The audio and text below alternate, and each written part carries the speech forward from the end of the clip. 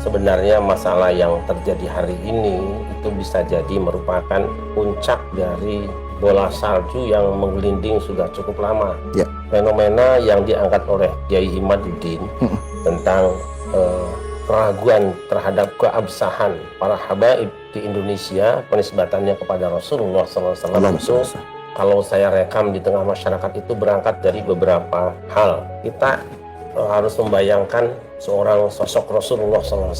Rasulullah itu orangnya santun, ramah, jujur, baik.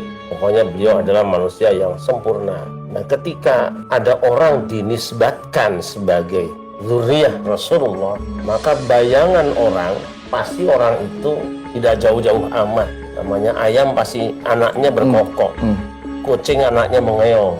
Tapi ada sejumlah fenomena yang membuat masyarakat Indonesia khususnya bertanya-tanya. Pertama, misalnya ketika zaman penjajahan, saudara-saudara kita, habaib itu, ada di antaranya yang dianggap sebagai pro penjajah. Ini kitab langsung karya dari Sayyid Utsman. Saya tahu sudah ada jawaban dari salah seorang habib, tapi itu lebih pada interpretasi atau penafsiran sejarah. Tapi sejarah tetap sejarah, kita baca, dan saya tidak perlu memberikan penjelasan karena ini fakta. Ini kitab Manhajul Istiqomah Fiddin Bisalamah karya Sayyid Utsman bin Abdullah bin Aqil bin Yahya Al-Alawi, Habib Utsman bin Yahya. Bisa di tag lagi, Bi? Kitabnya Bi? Bisa.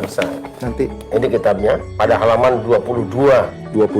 Saya akan baca di sini halaman 22. Jadi pada waktu itu bangsa Indonesia sedang memberontak melawan kepada penjajah Belanda di Cilegon dan di Bekasi. Di saat para ulama dan rakyat sedang berjuang, tiba-tiba ada fatwa ini. Kita baca saja.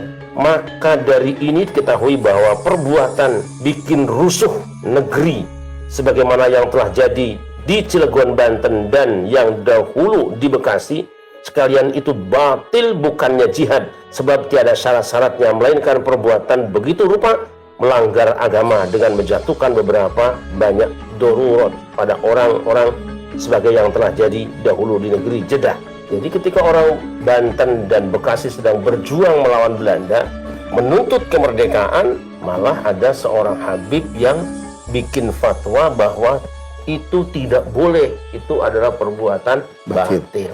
Ini yang dibaca oleh orang-orang, dan faktanya memang bergolak di Banten. Jadi rasa-rasanya kalau hari ini ada Kiai Banten yang kemudian menganalisa itu, tentu kita tidak mengkaitkan ya. Pantas saja lah. Karena apa? Banten saat itu menjadi daerah yang menjadi korban fatwa. Sedang berjihad malah diharamkan.